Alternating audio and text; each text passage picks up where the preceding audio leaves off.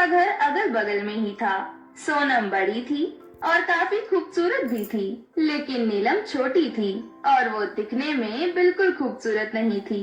वो दिखने में बहुत मोटी और काली थी।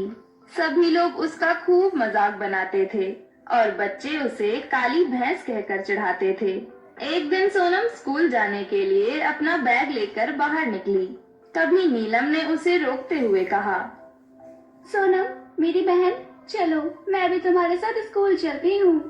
तू पागल हो गई है क्या? चल हट मेरे रास्ते से। तुझे पता भी है तू दिखने में कितनी बेकार है। एक तो मोटी, ऊपर से काली। छी छी छी छी। और मैं इतनी खूबसूरत। अगर मैं तुझे अपने साथ स्कूल लेकर जाऊंगी तो कहीं तरह से मुझ पर पड़ने लगा तो? देख सोनम, ज्यादा मत बोल। मेरी माँ कहती है मैं दुनिया की सबसे खूबसूरत लड़की हूँ। मेरा दिल बहुत खूबसूरत है और लोग खूबसूरत दिल से होते हैं, ना कि चेहरे से। तेरी मम्मी तो कुछ भी बोलती है। वो तो ये भी कहती है कि तू चांद है। इसका मतलब क्या हम तुझे चांद कह दें? ये तो चांद की बेइज्जती होगी। नीलम वहाँ से रोते हुए अकेले ही स्कूल चली गई। जब वो क्लास में पहुँची तो उसने देखा कि सभी बच्चे आपस में एक दूसरे को गुड मॉर्निंग विश कर रहे हैं, लेकिन नीलम को सबने इग्नोर कर दिया। थोड़ी देर बाद सोनम नीलम से कहती है, देखा तूने नीलम, तेरी मम्मी कहती है ना कि तू बहुत खूबसूरत है, बिल्कुल चांद की तरह। क्लास में किसी बच्चे ने तेरे से बात तक नहीं की। नीलम उदास होकर क्लास में सबसे पीछे जाकर बैठ गई। उसके बाद काफी दिनों तक रोजाना ऐसे ही चलता रहा। एक बार की बात है, मोहल्ले में एक जगह बर्थडे पार्टी थी। उस बर्थडे पार्टी से सोनम के लिए बुलावा आया।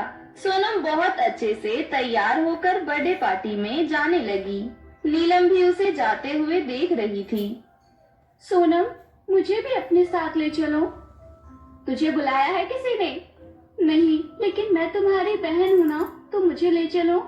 तुझे खुद तो कोई बुलाता नहीं है, क्योंकि तेरे पास ना अच्छे कपड़े हैं और ना ही अच्छी सूरत, ऊपर से तेरा मोटा शरीर। सोनम नीलम का मजाक बनाकर वहाँ से चली गई। इसी तरह सोनम बर्थडे पार्टी और बच्चों के साथ खेलने में व्यस्त रहती थी, लेकिन नीलम के साथ कोई खेलता ही नहीं था, तो वो अपना खाली समय पढ़ने में लगाती थी। इस वजह से नीलम पढ़ने में बहुत तेज थी। स्कूल में एग्जाम हुए। एग्जाम के बाद रिजल्ट का दिन आया। रिजल्ट वाले दिन क्लासरूम में सोनम ने नीलम से कहा, तुझे पता है नीलम, आज तो क्लास में फर्स्ट मैं ही आऊंगी, क्योंकि सुंदर बच्चे को तो मैडम ज्यादा नंबर देती है ना। नीलम, तुझे नहीं आना क्या फर्स्ट? मुझे लगता है तू फर्स्ट आएगी, लेकिन ऊपर से नहीं, नीचे से। एक बार फिर सोनम ने नीलम का मजाक बनाया और हंसने लगी।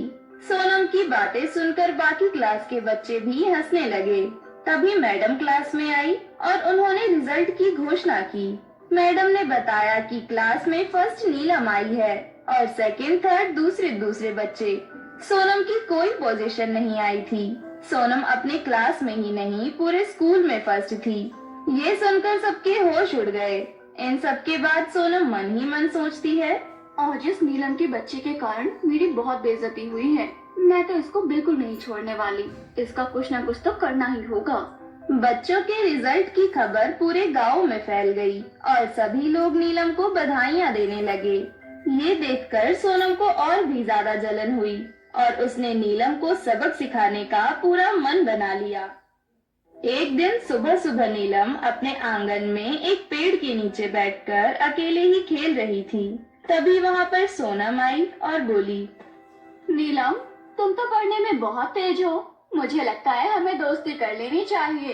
अगर तुम मुझसे दोस्ती कर लोगी तो मैं ये भी मान लूंगी कि मैंने तुम्हारा जो मजाक बनाया था, तुमने मुझे उसके लिए माफ कर दिया। कोई बात नहीं, अगर तुम ऐसा चाहती हो तो अब से हम दोस्त हुए।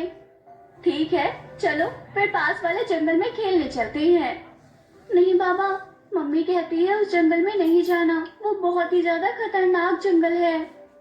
अरे पागल, ऐसा कुछ भी नहीं है। मैं वहाँ रोज जाती हूँ, मुझे तो कुछ नहीं हुआ। मेरे साथ मेरी कुछ सहेलियाँ भी जाती हैं, उन्हें भी कुछ नहीं हुआ। तेरी मम्मी ऐसे ही बोलती है। चलना, चलते हैं। अच्छा, एक बार मम्मी को बता देती हूँ। तू पागल हो गई है? तुझे लगता है तू उन्हें बताएगी तो वो तुझे जाने देंगी? तुम सही कह रही हो, अच्छा चलो, मैं मम्मी को बिना बताए ही चलती हूँ। नीलम सोनम के साथ जंगल में चली गई। अरे, ये जंगल तो वाकई बहुत डरावना लग रहा है। तुम यहाँ कैसे खेल लेती हो? हम तो यहाँ बहुत मस्ती करते हैं। अरे वाह, फिर तो बहुत मजा आने वाला है। चल नीलम, एक गेम खेलते हैं। तू उस पहाड़ी के किनारे आंख बंद करके खड़ी हो जा। उसके बाद तू पहले खड़ी तो हो, फिर बताऊंगी। नीलम अपनी आंखें बंद करके पहाड़ी के ऊपर खड़ी हो गई। सोनम थोड़ा सा मुस्कुराई और उसने नीलम को पहाड़ी से धक्का दे दिया। नीलम के चीखने की आवाज पूरे पहाड़ी पर गूंज गई। सोनम खुश होकर घर वापस चली गई। नीलम पहाड़ी के नीचे गिरते ही जा रही थी, लेकिन कुछ ही मिनटों में वो एक नई दुनिया में पहुंच गई। वहाँ पर 3 चांद थे। 3 चांद को देखकर नीलम हैरान रह गई। मैं कहाँ हूँ? मैं मर गई क्या? बचाओ, बचाओ मुझे। तभी उनमें से एक चांद कहता है, तुम घबराओ मत, तुम चांद की दुनिया में हो। क्या? चांद की दुनिया? हाँ, तुम हमारी दुनिया में हो और हम तीनों जादुई चांद हैं। लेकिन मुझे तो जमीन से एक ही चांद दिखता है। हम जादुई चांद हैं, तुम जो भी मांगना चाहो हमसे मांग सकती हो। मैं बहुत काली हूँ और मोटी भी। इस वजह से सभी बच्चे मेरा बहुत मजाक बनाते हैं। कहते हैं मैं मोटी भैंस हूँ। अब मैं कहाँ जाऊँ? मुझसे कोई भी बात नहीं करता। हमें तुम्हारे बारे में सब कुछ पता है, इसलिए हम तुम्हें एक वरदान देते हैं कि तुम अभी के अभी बहुत खूबसूरत और पतली हो जाओगी। चांद के इतना कहते ही नीलम बहुत खूबसूरत और पतली हो जाती है। अरे वाह, मैं तो बहुत खूबसूरत हो गई। लेकिन मैं इस दुनिया से घर कैसे जाऊंगी? मेरी माँ मेरा इंतजार कर रही होंगी। तुम चिंता मत करो, बस अपनी आंखें बंद करो, हम तुम्हें तुम्हारे घर छोड़ देंगे। नीलम अपनी आंखें बंद करती है और अगले ही पल अपने घर पहुंच जाती है। घर पहुंचने के बाद नीलम अपनी मम्मी को सारी बात बताती है। नीलम की माँ भी नीलम को देखकर बहुत खुश होती है। अगले दिन जब नीलम स्कूल जाती है, सारे बच्चे और सोनम उसे देखकर बहुत हैरान हो जाते हैं।